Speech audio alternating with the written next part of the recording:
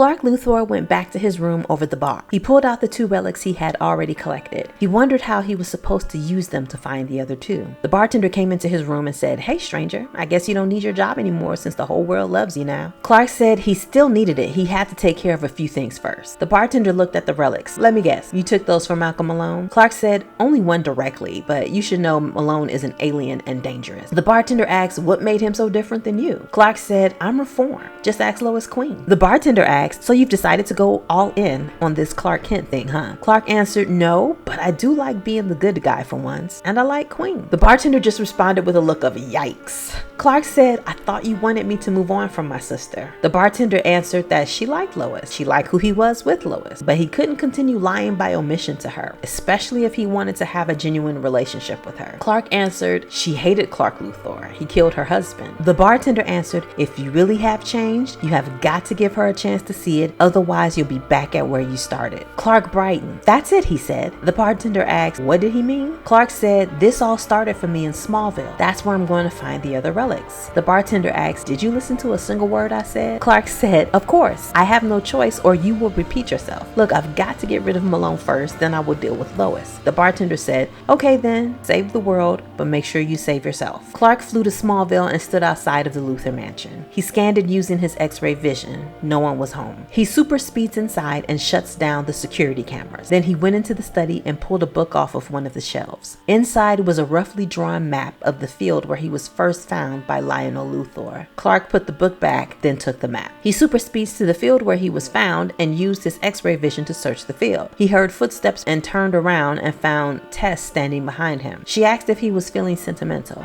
Clark asked her if she put a tracker on Lois Queen's car. She asked, "Why would I want to stalk your new girlfriend?" Clark answered, "How else was Malone able to find us?" Tess answered, "Maybe you're just predictable." Clark said, "Maybe you need to learn to let things go." Tess asked, "Is this what you did? Let your old life go? Don't you miss everyone on your old world?" Clark said he did, but things can't be like they were before, so I moved on. Tess watched him for a minute. Clark told Tess she needs to stay away from Malone. He was actually a kryptonian AI named Brainiac. Tess smirked and said, "Well, that explains his commitment to killing you. Don't worry about me. It will take more than just a big bad alien to scare me." Then she turned and walked off. When she was gone, Clark returned to scanning the field until he saw 2 pieces of metal buried deep within the ground. He punched through the ground and pulled them both up. The pieces of metal were both kryptonian relics that probably broke off his ship.